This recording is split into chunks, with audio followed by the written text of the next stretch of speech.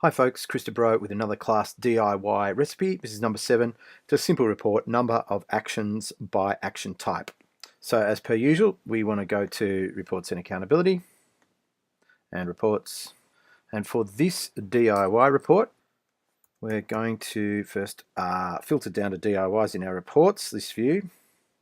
And we're going to select Service Actions.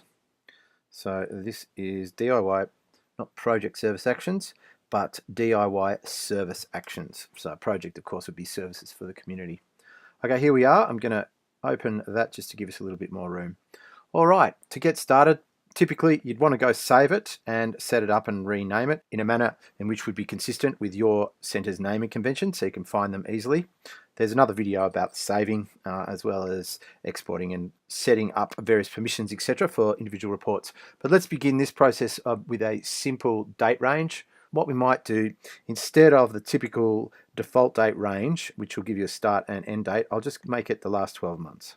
Scroll down to last 12 months to date. So that means actually once it's saved, if you come back in a month's time and reopen this report, it'll actually roll along to the next most recent month and give you the last 12 months from the time you have reopened the report. Now, what else do we want to do? We want to do a service date, completed service. There are some other options there. For example, action date of creation and a few things along those lines. For the purpose of this simple report, we'll stick to the default, the service date completed service. Funding categories, we'll just pick off all.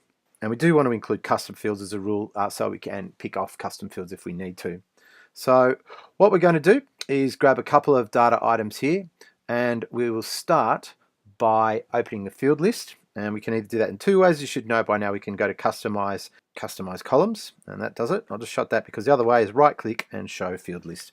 Arrives at the same thing. Now, obviously that's a little bit small, so we're going to grab the corner and drag it and just drop it out of the way. Alrighty, so we're going to start with the count or the drop data items, and our count is going to be usually a number of something in there. So it's a number of clients, a number of services typically. In this case, we're going to go with number of actions because that's what this report is about. You can see we can go number of action or number of service in this particular report. They vary slightly between templates. Now, we want to go to the service type, and we're going to put that in the rows. So let's find S for service type. And that is not service ID, it is service type. And here we go into the row field, and that's in there. And then finally, we're going to take action type and put it over here. So we've got number of actions, which will be count, but this is the actual action type. And I'll show you what happens. So that's in the right places. At this point, we're not going to filter anything. We'll run the report and see what we get. So far, so good. Looks pretty good. We've got a little breakdown of all the services, and across we've got all the different types of actions. Now, that might include any of your custom actions as well, because as we know, in types and categories, your administrator can add your own action types. So that's basically actually all there is to it. However, you might want to break it down further in various ways. Maybe I only want a particular service types. So let's have a look. Maybe we only want, say, advices, and some FRPs and duty lawyers or something.